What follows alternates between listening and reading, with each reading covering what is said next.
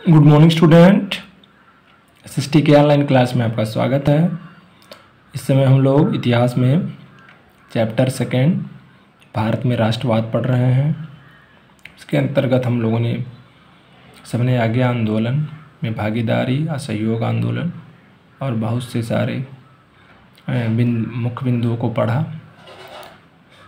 1905 से लेकर 1950 तक के जितने महत्वपूर्ण घटनाएं भारतीय राजनीति के इतिहास या भारत में हुई उनके बारे में भी हम लोगों ने पढ़ा। ठीक, आज हम लोग पढ़ेंगे कि सबने आज्ञा आंदोलन जो गांधी जी द्वारा चलाया गया था उसकी सीमाएं क्या हैं। देखिए, हर व्यक्ति, समाज, देश, आंदोलन, योग्यता, सबकी एक अपनी योग्यता, एक सीमाएं होती हैं। उसी सीमाओं के बारे में पढ़ेंगे। हम लोगों ने पिछले वीडियो में यानी कल पढ़ा था कि किस तरीके से सबने आज्ञा आंदोलन में कांग्रेस, पूंजीपति वर्ग, उद्योगपतियों, जमींदारों और जो धनी किसान हैं उनका समर्थन नहीं खोना चाहती थी। और इसी कारण से जो भूमिहीन किसान हैं, जो गोदी में काम करने वाले कामगार हैं, जो फैक्ट्री में काम करने वाले कामगार हैं, ये सभी लोग खुलकर कांग्रेस के कभी भी झंडे के आंदोलन में नहीं आए। केवल भारत छोड़ो आंदोलन को छोड़कर, भारत छोड़ो आंदोलन में सभी लोग एक साथ आए थे। सबने आज्ञा आंदोलन और असहयोग आंदोलन में ऐसा नहीं हो पाया।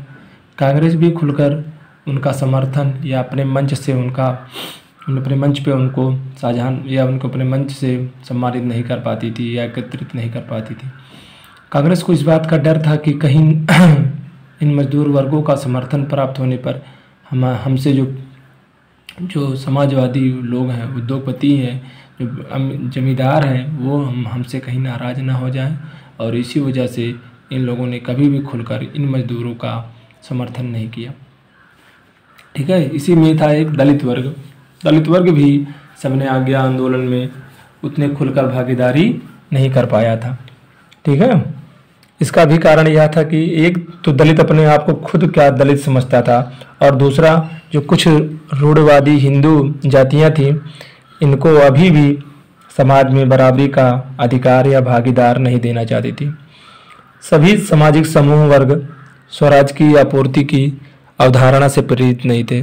मैंने बताया था, कई बार वीडियो में बताया कि हर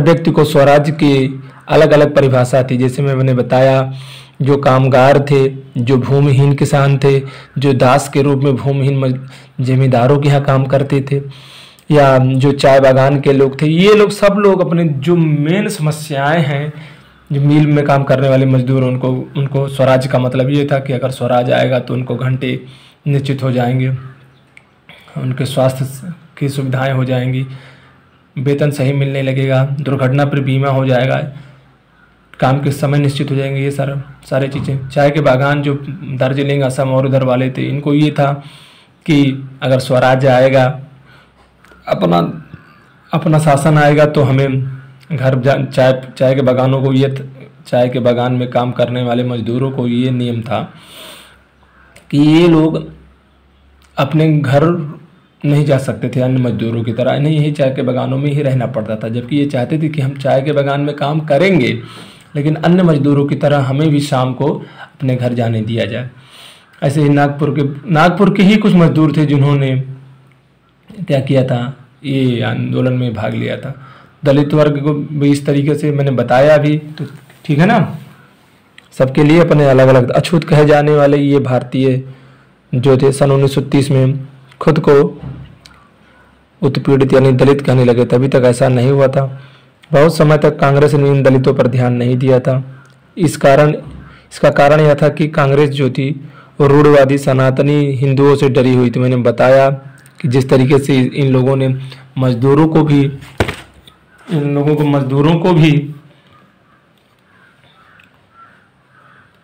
का भी समर्थन नहीं किया, ठीक उसी तरीके से जिस तरीके से ताकि जो हमारे उद्योगपति हैं वो नाराज ना हो जाएं, ठीक इसी तरीके से कांग्रेस के जो मुख्य कर्ता धर्ता थे, उन लोगों ने इसका दलितों का समर्थन इसलिए नहीं किया क्योंकि जो इसमें ज़्यादातर कांग्रेस के सर्वे सर्वा हैं वो लोग ज़्यादातर रूढ़वादी हिंदू थे और रूढ़वादी हिंदुओं से डरे हुए थे। बहुत समय तक नहीं, ठीक है। इसके उपरांत भी गांधी जी ने घोषणा की कि अस्पृश्यता यानी छुआछूत को समाप्त किए बिना 100 साल तक हम स्वराज्य को स्थापित नहीं किया जा सकता। 1929 में जब दिसंबर माह में लाहौर में अधिवेशन किया गया और पूर्ण स्वराज्य की बात की गई, तो उसके बाद भी गांधी जी ने बहुत बार कहा कि जब तक हम ये छुआछूत ऊंच नीच के भेदभाव को नहीं मिटा पाएंगे, हम चाहकर भी 100 साल में स्वराज्य नहीं प्राप्त कर सकते। दलितों को उन्होंने हरिजन का नाम दिया और इसका मतलब है कि हरिजन माने ईश्वर की संतान और हम लोग भी ईश्वर की संतान हैं। उनके अनुसार हरिजन का मतलब ही था प्रभु की संतान यानी ईश्वर की संतान। उन्होंने समय समय पर हरिजनों को मंदिरों में स्वतंत्र प्रवेश के लिए भी जनसाधारण को मनाने की कोशिश की। कुओं, तालाबों में पानी भरने, स्कूलों में प्रवेश के लिए कई बार सत्याग्रह किया और तब तक सांस नहीं लिया जब तक उन्होंने हरिजनों के साथ होने वाले अन्याय को दूर नहीं किया। यहाँ तक कि मैला ढोने वालों को भी काम की प्रतिष्ठा दिलाने के लिए वो खुद शौचालय साफ करने लगे। उन्होंने ऊंची जातियों के लोगों से यह आह्वान किया कि वे अपने हृदय को परिवर्तित करें और छुआछूत के जो चक्कर है उसे छोड़ दें। परंतु कई दलित नेता अपने समुदाय की समस्याओं का अलग राजनीतिक समाधान खोजते थे।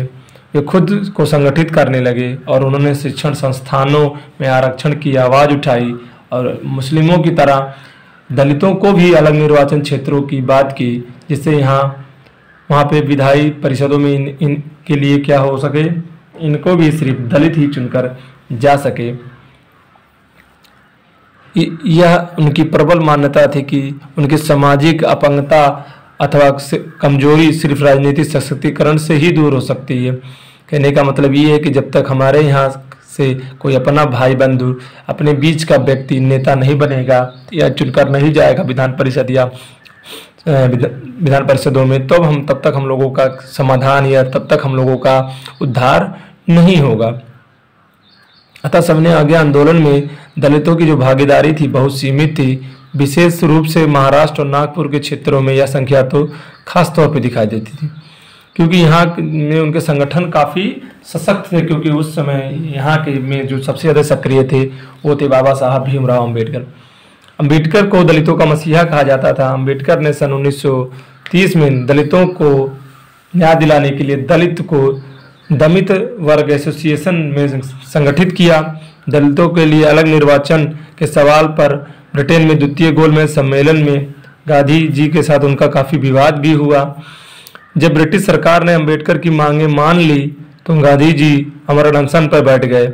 इस संबंध में गांधी जी का यह मानना था कि दलितों के लिए अलग निर्वाचन क्षेत्रों की व्यवस्था से समाज में उनके एकीकरण की प्रक्रिया क्या हो जाएगी, धीमी पड़ जाएगी। और इसी कारण से अंग्रेजों ने अम्बेडकर की इस बातों को मान लिया कि एक तरफ से हम लोग इनके समाज का विखंडन कर लेंगे। उधर 1909 में पार्लियामेंटो सुधार आया जिसमें ये कहा गया था कि ये मुस्लिमों के लिए अलग से पृथककरण या अलग से उनके लिए निर्वाचन की बात करेंगे, जिसमें केवल मुस्लिम ही कैंडिडेट या प्रतिनिधि जीत सकेगा। ठीक है, इसी तरीके से इन्होंने दलितों को भी बात दिया और अम्बेडकर जो प्रथम व्यक्ति थे जिन्होंने तीनों गोलमेज सम्मेलन में भाग लिया और अपनी जो बातें थी, अपनी जो मांगे थी वो ब्रिटिश सरकार के सामने रखी। ब्रिटिश सरकार ने उनकी इस बातों को मान लिया क्योंकि इसमें ज़्यादातर फायदा जो वो अंग्रेजों का ही था। अंततः डॉक्टर अम्बेडकर ने गांधी जी की बात मान ली और सितंबर 1932 में पूना पैक्ट पर अपने हस्ताक्षर कर दिए। इसमें दलित वर्गों, जिन्हें बाद में अनुसूचित जाति के नाम से जाना गया, को प्रांतीय और केंद्रीय विधान परिषदों में आरक्षित सीटें प्राप्त हो गईं। यद्यपि उनके लिए मतदान सामान्य निर्वाचन क्षेत्रों में ही होता था। इसके उपरांत भी दलित कांग्रेस आंदोलन के नेतृत्व में चल रहे राष्ट्रीय आंदोलन को अभी भी संदेह की दृष्टि से अभी भी उन्हें विश्वास नहीं हुआ था। सबने आज्ञा आंदोलन के लिए भारत के कुछ मुस्लिम राजनीतिक संगठनों ने भी कोई विशेष उत्साह नहीं दिखाया था। असहयोग आंदोलन, खिलाफत आंदोलन के शांत हो जाने के पश्चात मुसलमानों का एक बहुत बड़ा वर्ग जो था वो कांग्रेसों से क्या कटने लगा, क्योंकि जब ये अंग्रेजों ने देखा कि हिंदू मुस्लिम एकता का काम चल रहा है, तो इन लोगों ने मुस्लिमों को अपनी तरफ मोड़ने का काम शुरू कर दिया। उनको सरकारी नौकरियों में आरक्षण देना, लाभ देना, इनके बड़े बड़े मुस्लिम नेताओं को राय बहादुर की उपाधि देना, नाइटहुड की उपाधि देना, बहुत सारे ऐसे चीज़ें हैं जिसका इन्होंने लालच देकर काम किया। इनके जो सबसे बड़े नेता थे सर सैयद अहमद खान, जिन्होंने खुद कहा था कि हमारा जो कल्याण है, जो हमारा उद्धार है, या कह सकते हैं मुस्लिम समाज में जो क्रूरतियाँ या बुराइयाँ हैं, वो अंग्रेजों के पास रहकर ही, अंग्रेजों के साथ रहकर ही दूर हो सकती है, न कि उनका विरोध करके। सन 1920 के दशक के मध्य से कांग्रेस हिंदू सभा जैसे हिंदू धार्मिक राष्ट्रवादी संगठनों में भी काफ़ी पास दिखने लगी थी। जैसे जैसे हिंदू मुस्लिमों के बीच संबंध बिगड़ते गए, वैसे वैसे दोनों समुदाय के लोग उग्र जुलूस निकालने लगे। इसके कारण कई शहरों में हिंदू मुस्लिम के मध्य सांप्रदायिक टकराव, दंगे भी हुए। प्रत्येक दंगों के साथ इन दोनों समुदायों के बीच जो फासला था या मनमुटाव था, वो क्या हो गया, बढ़ता चला गया। यह सब देखकर कांग्रेस और मुस्लिम लीग ने एक बार फिर से गठबंधन करने का प्रयास किया, परंतु सन 1927 में ऐसा प्रतीत हुआ कि अब दोनों में एकता स्थापित हो जाएगी। इन दोनों राजनीतिक संगठनों में सबसे महत्वपूर्ण मतभेद जो था वो क्या था, होने वाले विधानसभाओं में प्रतिनिधि के लेकर।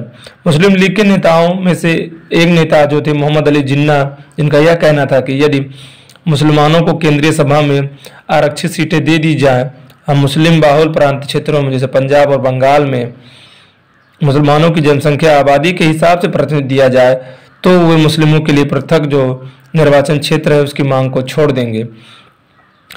विधायिका में प्रतिनिधि संबंधी यह विवाद और बातचीत चल रही थी कि सन 1928 में आयोजित सर्वदलीय सम्मेलन में हिंदू महासभा के नेता EMR जयकर ने विधायिका संबंधी समझौते पर कांग्रेस द्वारा किए जा रहे प्रयासों की घोर निंदा शुरू कर दी।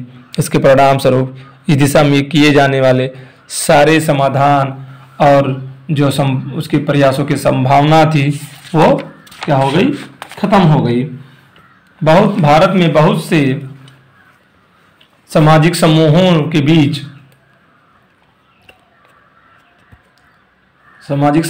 बीच सविनय आंदोलन को लेकर अविश्वास और संदेह की स्थिति बनी हुई थी। कांग्रेस से अलग हुए मुस्लिमों का एक बड़ा वर्ग किसी संयुक्त संघर्ष के लिए तैयार नहीं था। मैंने बताया भी, कई मुस्लिम नेता और बुद्धिजीवी भारत में अल्पसंख्यकों के रूप में मुसलमानों के अस्तित्व को लेकर अपनी चिंता जाहिर कर रहे थे। उनको भय था कि हिंदू बहुसंख्या का वर्चस्व की स्थिति में अल्पसंख्यकों की जो संस्कृति है और जो पहचान है वो सब क्या हो जाएगी, समाप्त हो जाएगी। ठीक है ना। स्रोत में पढ़े हम लोग, स्रोत में आप लोग पढ़ लीजिएगा, ठीक है ना। चलिए स्रोत में पढ़ ही लेते हैं। स्रोत में क्या है, स्रोत घा सन 1930 में मुस्लिम लीग के अध्यक्ष जो थे सर अहमद इकबाल ने मुसलमानों के लिए अल्पसंख्यक राजनीतिक हितों की रक्षा के लिए उद्देश्य से क्या किया था, अलग निर्वाचन क्षेत्र की मांग को लेकर काफी बल दिया था।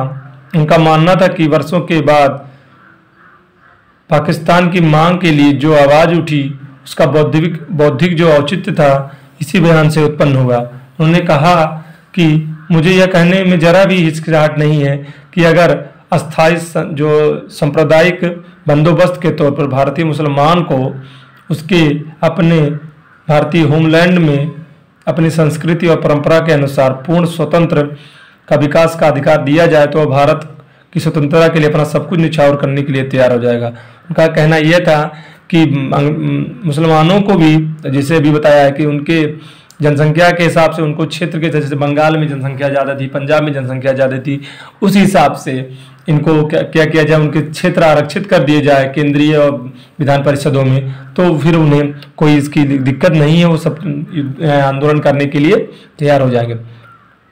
प्रत्येक समूह को अपने तरीके से स्वतंत्र विकास का अधिकार है। यह सिद्धांत किसी भी संकुचित सांप्रदायिकता की भावना से उपजा नहीं है। जो समुदाय या अन्य समुदायों के प्रति दुर्भावना रखता है या नीच व अधम है। मैं अन्य समुदायों के रीति रिवाजों, धर्मों और सामाजिक संस्थाओं का आगाध सम्मान करता हूँ।